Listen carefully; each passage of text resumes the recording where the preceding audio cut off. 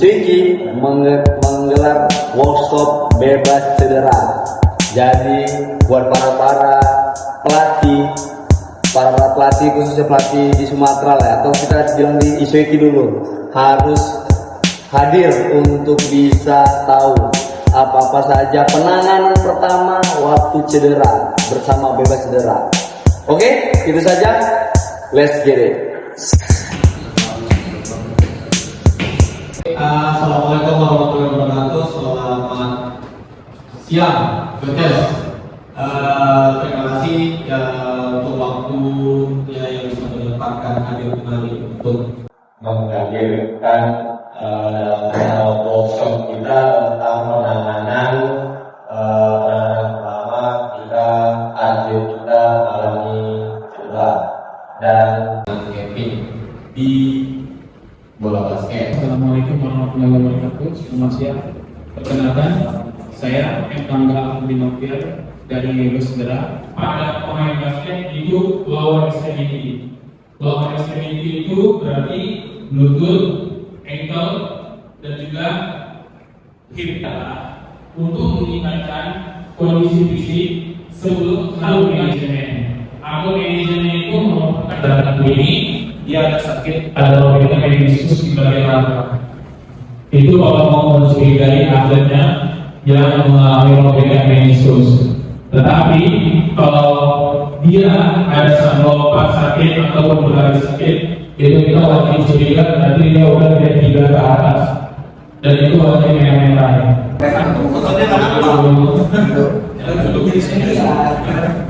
Kalau jika terus curiga ada ACL, ini lututnya boleh dilakukan seperti ini. Ini kaki kita injek di sini, kemudian tangan kita gini. Sorry. Kalau dia ada lututnya goyang ke depan, tulang keringet ke depan, itu kemungkinan ACL putus. Tapi kita belum tahu itu grade berapa. Tapi kalau udah grade 1, dia udah bergerak juga ke depan. Kalau ini enggak putus, ini masih bagus. Kalau dia ada sedikit goyang ke depan, itu kemungkinan ACL-nya robek. Tapi kalau dia udah loss sekali ke depan, itu udah pasti putus total. Ada yang pernah itu aja untuk kita mengetahui ACL-nya putus atau enggak, robek atau enggak.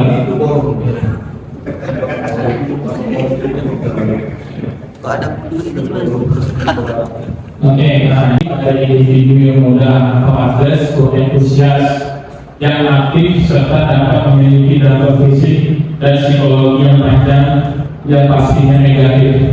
Nah, kalau cedera ACL ini yang mau menakutkan untuk semua orang, khususnya atlet dan entusias. Pemasangan padding juga bisa mencegah cedera ini. Itu untuk menyangga dari kneecap sendiri. Atas perhatiannya, kurang lebih ada yang terus ingin tanyakan tentang penanganan pertama pada saat cedera. Waktu tanding, tiba-tiba ngatasi ankle itu gimana? Ketika terjadi cedera ankle, ya. Tadi yang saya bilang, jika sudah terjadi cedera ankle, coach bisa melakukan bandage yang baru tadi, yang seperti bandage ini. Nah, ini bisa dilakukan. Kalau nggak ada ini pakai kain juga bisa. Kemudian bisa melakukan icing untuk mengurangi inflamasi. Sebelumnya terus sudah pernah ada case seperti itu.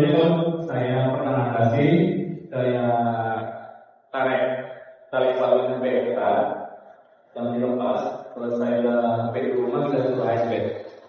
Untuk atasi itu saya itu pakai tali. Kalau itu sih sudah terlalu lama, seharusnya gimana lain sudah lakukan ini. Nah, pernah saya dulu gitu, pas langsung kejadian, kita langsung bongkar KMB, tapi dari yang kemarin pelatih yang perlu untuk mengatasi supaya jangan melebar, ankle dari bawah tali pakai itu kita tarik. Itu bisa juga termasuk kaki BPJS. Tapi itu lebih berisiko rotasi semakin lama. Misalnya Terus kan kita dari keras. Tiba-tiba kan anak-anak kan kadang jalanannya pasti pincang ya. Iya. Jadi waktu kita cover waktu, anak-anak kita turun ikat dan waktu, namun dari kelompok covernya itu ada yang penting. Kalau itu lebih ke nanti setelah menjadi yang berkurang. Kalau untuk pertolongan pertamanya dan untuk pertolongan itu Itu ada efek. Kalau yang ada efeknya itu tadi saya bilang lakukan BD sama asing tadi. Itu ada bedanya. Jadi pemulihannya sudah lebih cepat. Berarti kita cover dulu ya, dari cover Ya, dulu. Di cover dulu, baru kita taruh ASP, lalu kita pakai taping boleh nggak? boleh. Kalau bisa DP-nya yang model spider, jangan yang lalu itu. Yang lalu itu dia lebih untuk menjaga bagaimana supaya sederhana. Spider itu dia Yang skin blanket ya? dia dari manual. Iya. Kalau kita pakai taping yang biasa itu. Kalau pakai taping spider, jadi itu lebih efektif untuk penanganan cedera pertama pada yang jadi dia lebih cepat sembuh. Kalau yang Berarti yang baru tadi dari awal ya? dari baru dia ke belakang, dari itu dia ke belakang, ke depan lagi, ke bawah, baru ke samping lagi, baru di Yang mana itu lagi ke depan lagi. Nah, ini ada cek-cekannya dan kejadian. Tiba-tiba dia waktu yang mau latihan, lebihnya kayak balik itu dan nanti masalahnya di sini yang sakit, di sini sakit. Tiba-tiba di bawah ini nyeri. Jadi dia kalau kakinya saya tunggu SP dulu. Itu ada pernah melakukan aktivisi atau Dulu pas dia mau main, tiba-tiba dia kayak seret gitu. Oh, itu boleh kalau pemain yang melakukan seperti itu dia bisa pakai Nico Reger. Kalau kita pakai Nico Reger, di TP dulu lututnya. Di TP dulu lututnya sini ya. Yang di sini di TP, kemudian yang langsung kemudian pakai Nico Reger. Itu untuk kurangi luka. Tapi dia menggunakan seperti itu wajib melakukan fisioterapi. Kalau melakukan fisioterapi, dia gitu-gitu terus nggak hubungan dengan kuburannya sakit sama sekali. Kalau masih ada bisa seperti itu. Kalau untuk sekarang disuruh fisioterapi boleh, tapi kita lihat dulu dengan lama kuburannya. Kalau udah bertahun kayak gitu, itu saya memang. Tapi kalau masih bulan-bulan masih oke untuk fisioterapi. Belum ada tahu, Belum ada yang belum tahu. mungkin kalau masih boleh fisioterapi. Kebetulan anak saya sering itu juga itu. Saya sering melakukan tindakan selalu menarik kakinya. Ya, karena tidak pernah saya lakukan perasaan kasih anak. Karena saya teruskan, saya tarik. Setelah itu kondisi anak itu aman, bagusnya. Apalagi langsung di dalam medisnya, atau kan kondisi anak itu saya aman. Cukup sampai situ tidak ada. Kalau yang perlu dilakukan itu namanya mobilisasi ya itu aman dilakukan cedera ini. Tetapi kalau sebelum melakukan mobilisasi alangkah baiknya dipakai etil spray dulu. Sebelum etil spray dulu di area cederanya, kemudian dilakukan mobilisasi, kemudian dipakai BD itu sudah cukup untuk pertolongan pertama. Biasanya gitu. Boleh. Itu boleh nggak? Kalau di lingkungan itu boleh untuk para Oh dia tarik jadi berarti selama ini banyak yang salah ya? Banyak salah. Jadi mungkin berarti saya diperingatkan, kan? Jadi ada pertama karena ini main nih, main begini. itu boleh. Itu sama. Itu dimobilisasi, tapi jangan Jangan terlalu paksa kan? Ya, jangan terlalu paksa. Dia diputar gini dulu. ini. Baru dikejut gitu. Ya, kalau di tubuh yang rusak, yang ini ada yang tarik, terus ini kan. Kan anak sering juga dari sini sering coba seperti itu, udah saya bilang bawa ke tukang menti apa ke yang lebih bagus. Udah minta lagi medis tuh. Ya, selama ini kan kalau kebanyakan mati dia itu yang mau makin tempel gini. Iya.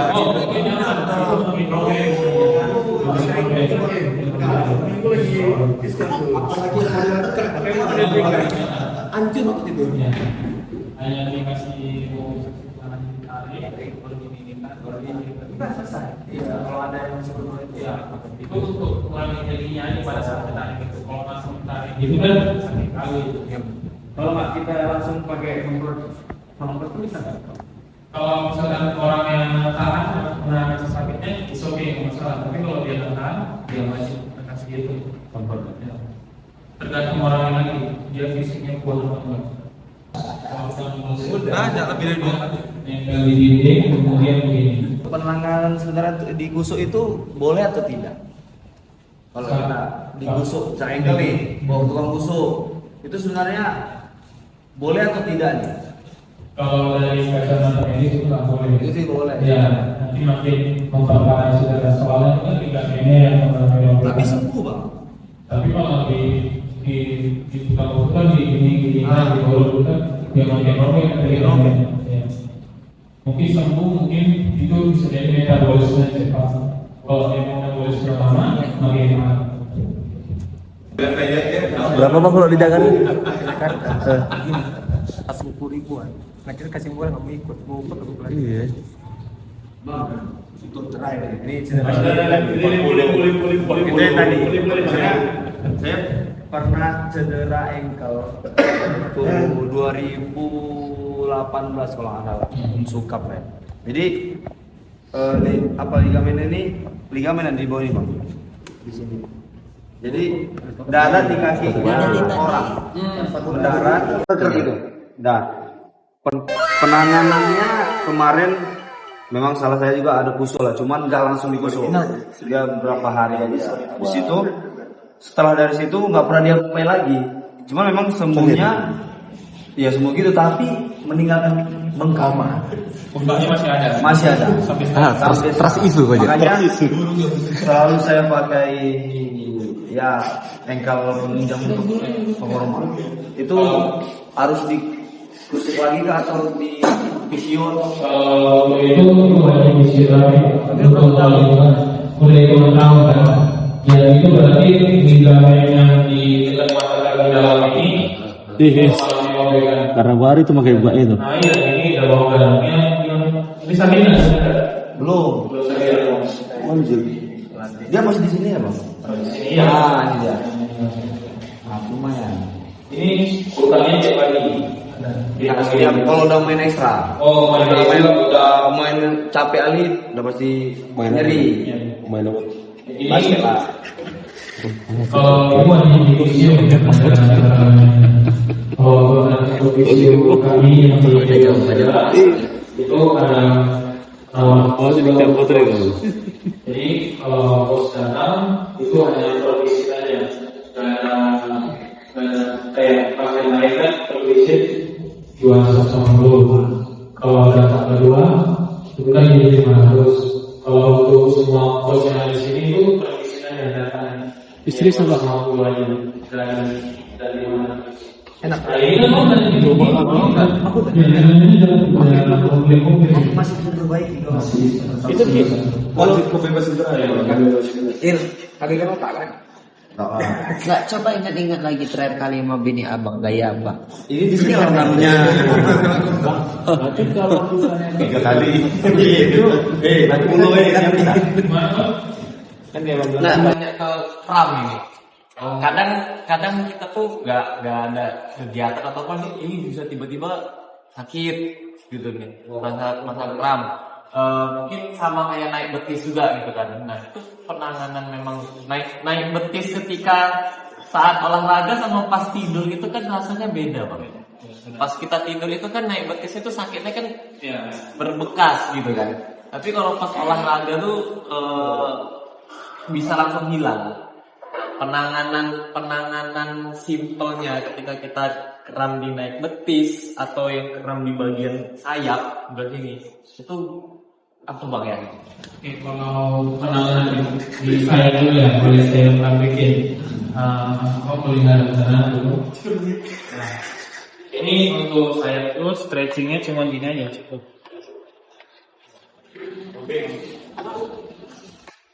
Jadi ini untuk mengatasi nyeri sayap, untuk jadi otot saya. Itu udah lain keilmuan. Abang udah bisa buka kretek-kretek nih bang. Tusuk kretek. Badannya dilawan atau Yang tinggi lebih ikut-ikut. Bawan aja bun. kepala yang paling undang melawan. Jadi berarti nih bang. Sendiri. Oh iya, enak banget. Kalau betis dengan sederhana aja, cukup tidur, kakinya di sini. Tidur semua, di bawah ya. Ternyata kan. Setelah tidur, gini kan aja. Oh. Ini kalau betis. Nah, ini kat untuk betis kat, bukan Kalau ankle. dia sering hamstring, nggak akan pernah sakit kram. Tapi kalau yang orang yang jarang olahraga, pasti kram. 3 hari baru sembuh. Ini berarti tekannya sampai Bang Mat jangan mengangkangi gila, Bang. Tapi harus memegangi lututnya supaya nggak naik lututnya. begitu bang. Terakhir kali kan aku ada main basket Mbak Rabu. Ini nggak tahu entah ada cedera. Entah itu cedera atau karena capek nggak tahu. Jadi memang agak banyak game, ada sekitar 4 game dan itu mungkin kalau dari gamenya agak banyak posisi stay low juga. Jadi ini sampai sekarang ini pinggang aku di sini sakit nih bang. Cuman aku nggak tahu kenapa. Asal, nah kalau dimaju gini, nah ini sakit nih. Nah itu aja sih. Coba mau begini.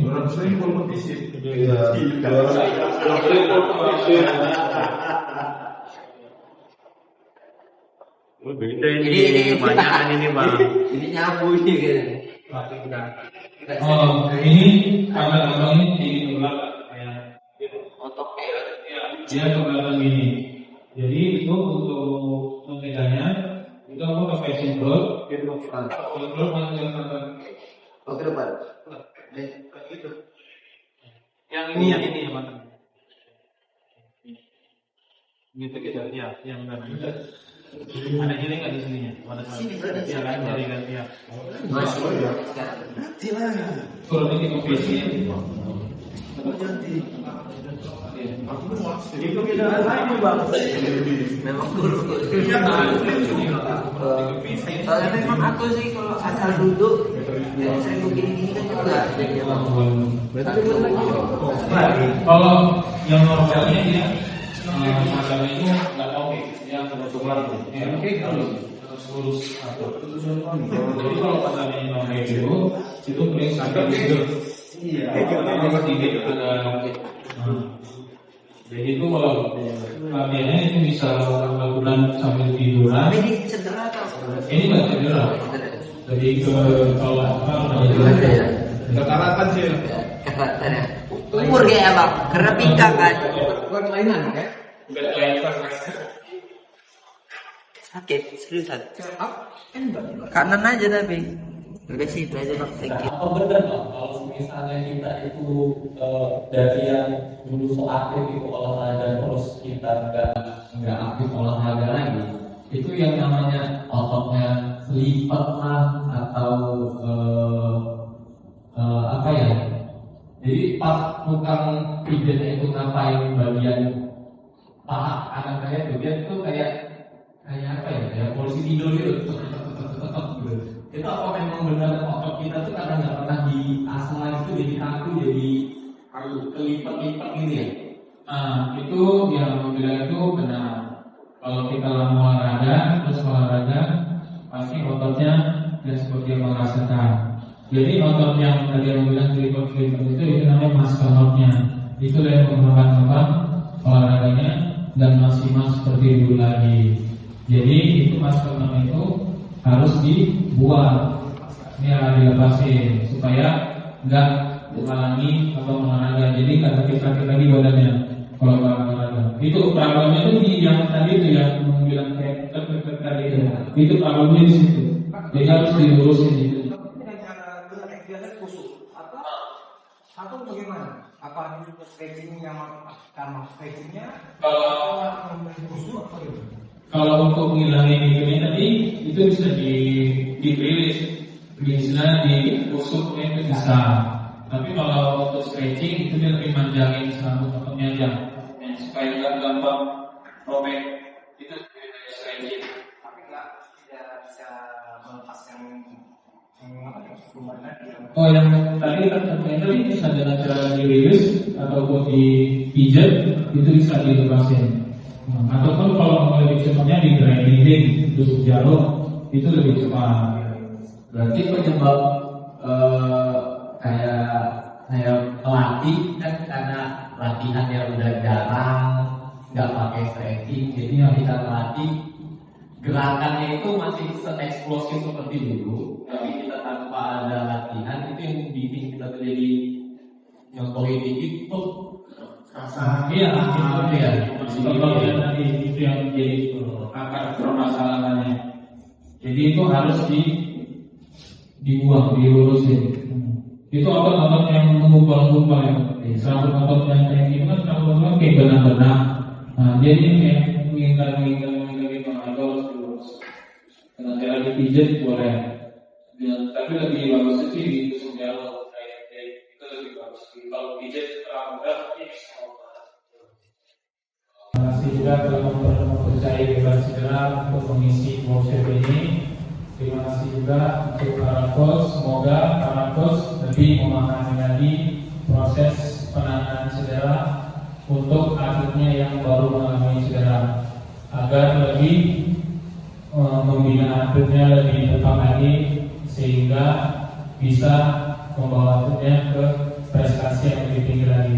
Terima kasih. Assalamualaikum warahmatullahi wabarakatuh. Selamat sore. Oke, terima kasih Bang Angga ya. Oke, terima kasih Bang Angga dan terima kasih coaches yang sudah hadir mengikuti workshop kita hari ini. Memang sangat disayangkan ya, semoga depannya banyak pelatih yang bisa lagi. Mungkin untuk menutup kegiatan kita hari ini boleh kita foto bersama kayaknya Bang ya. Oke, mungkin para coach boleh pada maju ke depan dulu biar kita foto dulu. Ayo coach.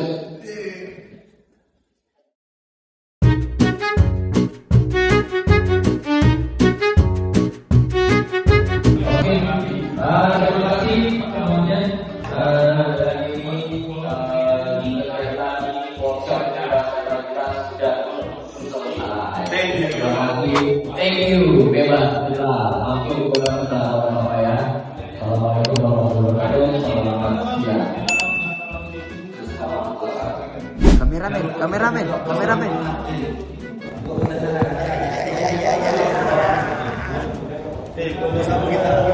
Oke, ini ada Coach Mamen. Coach Mamen, gimana tanggapannya tentang workshop yang diadakan Isoiki kali ini, Coach?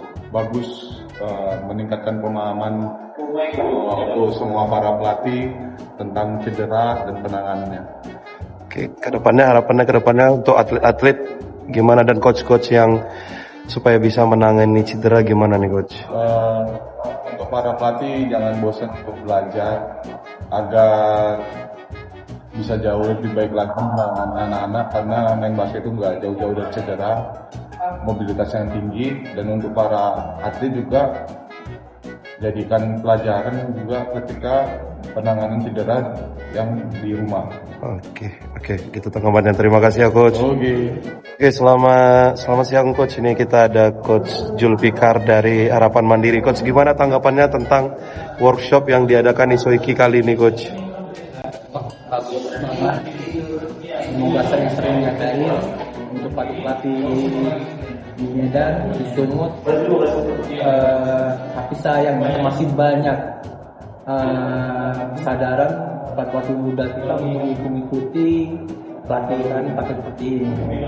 Padahal yang bagi kelompok Isoliki ya, mereka itu sekolah-sekolah, SMA, SMP.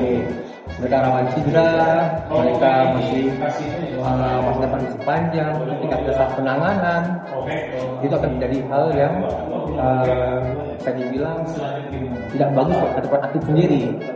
Dan mungkin nanti ada kesalahan di pelatihnya sendiri. Yang dapat saya alami dulu, saya harap dengan dari pelatih yang lain. Ya, semoga bisa kita maju, semoga pelatih makin banyak. Terima kasih. Itu mentor Angga. Terima kasih coach. Ya, selamat siang Bang Angga. Mau tanya-tanya sedikit nih Bang, gimana sih tanggapan Abang tentang workshop ini? Karena di sini kan Abang sebagai pemateri. Ini workshop yang diadakan Isoiki, gimana tanggapannya Bang? Oke, baik. Workshop ini sangat baik sekali, cukup membangun juga untuk para atlet untuk meningkatkan kesadaran para coach dan juga untuk membina atletnya lebih baik lagi, sehingga untuk kedepannya bola basket terutama yang ada di Sumut ini bisa lebih maju lagi, dan juga untuk penanganan kasus cederanya bisa lebih objektif dan juga lebih tepat sasaran lagi, sehingga basket di Sumut ini bisa melambung tinggi untuk prestasi yang lebih baik lagi. Amin. Sehingga para atletnya tetap bugar dan juga sehat. Terima kasih. Oke, Bang, harapannya untuk coach-coach basket ini ke depannya untuk menangani cedera atlet-atlet apa nih Bang? Harapannya untuk coach yang ada di sini itu lebih meningkatkan upgrade ilmunya ke jenjang seperti muscle conditioning dan juga muscle strength, sehingga bisa membantu atlet untuk proses pemulihan dan juga pencegahan cedera yang lebih baik, sehingga para coach tidak perlu khawatir lagi untuk apabila atletnya cedera. Boleh promosi sedikit Bang untuk bebas cedera? Oke, bebas cedera ini merupakan suatu klinik fisioterapi yang berfokus pada sport injury, orthopedic injury, dan workplace injury. Jadi apabila rekan-rekan sekalian mengalami cedera yang seperti saya sebutkan tadi, bisa datang ke klinik kita bebas cedera yang ada di Cemara Asri dan juga Kompleks Center Point. Terima kasih. Biasa kan ini netizen Bang nanya kalau untuk sekali fisioterapi berapa itu Bang? Oke, untuk sekali fisioterapi untuk pasien umum itu di sekitaran 250.000. 250.000 ya Bang. Ya, itu untuk sekali kunjungan. Sekali kunjungan. Oke, kalau begitu. Store-nya tadi ada di Center Point dan Cemara Asri. Oke, kalau begitu. Terima kasih Bang atas waktunya dan terima kasih karena telah bersedia menjadi pemateri. Selamat siang Bang Angga.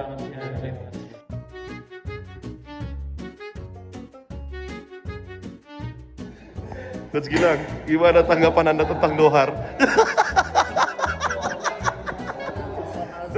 Dohar yang tidak datang hari ini. Alasan gereja bisa lo jam 9 Dohar. Memang kamu ini. Dia udah jadi ayah, harus memberikan contoh rajin ke gereja. Rajin ke gereja untuk anaknya ya. Oke.